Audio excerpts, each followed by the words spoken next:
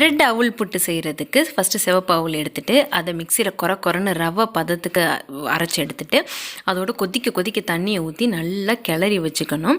அது எவ்வளோ தண்ணி ஊறுன்னு உங்களுக்கே தெரியும். ஊறினதுக்கப்புறம் தேவையான அளவு உப்பை போட்டுட்டு அதை ஒரு 10 நிமிஷம் அப்படியே வச்சிடணும். அது பார்த்திங்கன்னா குழன்னு ஆகிடக்கூடாது. அதுக்கேற்ற மாதிரி தண்ணியை ஊற்றிக்கோங்க. நல்லா பார்த்திங்கன்னா இப்படி பொழுன்னு வரும். ஒரு 10 நிமிஷம் அப்படியே ஊறட்டும். ஊறினதுக்கப்புறமா நான் இட்லி பானையை சூடு பண்ணிவிட்டு அதில் துணி போட்டு அதை எடுத்து வச்சுருக்கதை அப்படியே பரப்பி வச்சு மூடி வச்சுருங்க. அதுக்கப்புறம் ஒரு 10 நிமிஷத்தில் உங்களுக்கே அந்த வாசனை வரும். எடுத்து பாருங்கள் வெந்துருச்சான்னு. வெந்ததும் உங்களுக்கு தெரியும். தொட்டு பாருங்கள், நல்லா பொழுன்னு சூப்பராக இருக்கும்.